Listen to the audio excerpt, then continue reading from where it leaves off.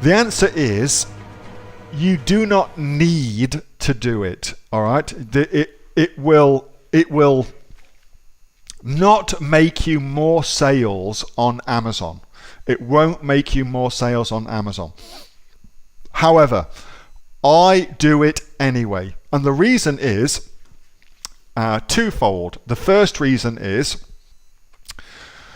it allows you to get, let me just pull them up so you can see.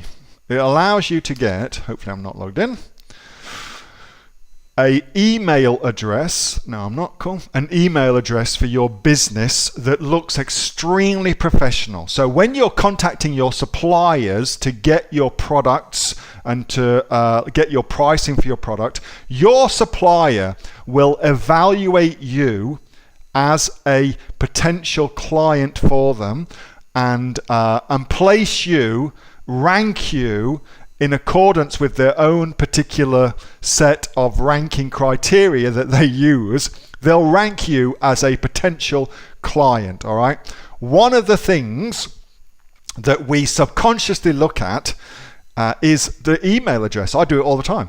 So the email address, if your email to your supplier comes from neil@fluffytoytrading.com.au, they will immediately think that your business is bigger than it actually is. They'll just think that way, and that's part and parcel of human psychology. But you could have the biggest business in the world, and if your business comes from neil@gmail.com, they will immediately think that you are a beginner just starting out. And two things will happen as a result of that. Thing number one, they will give you different pricing. They just will. They'll give you different pricing. So if they think you're a pro, you will get professional based pricing. If they think you're a rank amateur, they're going to give you a different set of prices. There's no doubt at all about it. Thing number two, they will spend more time with you and help you more if they think you're a professional, because they'll expect this to become a long-term business relationship with you, just as you would if you were evaluating somebody else. So they operate just like you. We're all these fallible human beings, based decision-making processes flawed beyond belief, but it is what it is. So do you need one? No, you don't. Should you get one? I would if I were you. This is where I get mine from. Namecheap for .coms. Crazy domains. I should be on commission for these folks. Crazy domains for anything in Australia. So .com.au.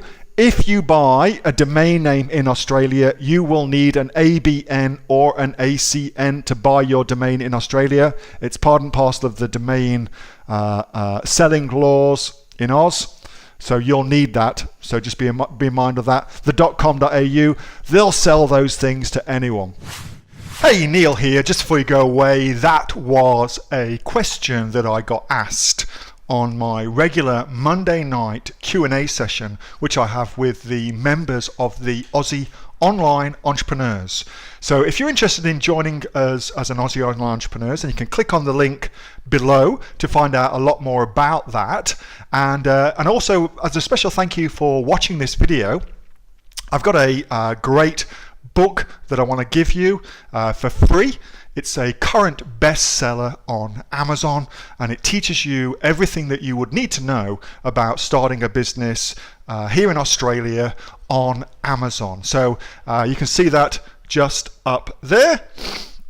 So if you'd like to get a copy of that for free, then again, just click on the link below and you'll get a copy of that. You'll get taken to a page where you can get a copy of that for absolutely free. Hope you enjoyed that little snippet from one of my Aussie Online Entrepreneur Q&A sessions, and make sure that you subscribe to my channel and also like this video. And if you've got a question that you would like answering, then post it in the comments below, and I'll do my best to answer it, whether on one of these videos for you or directly in the comments directly below.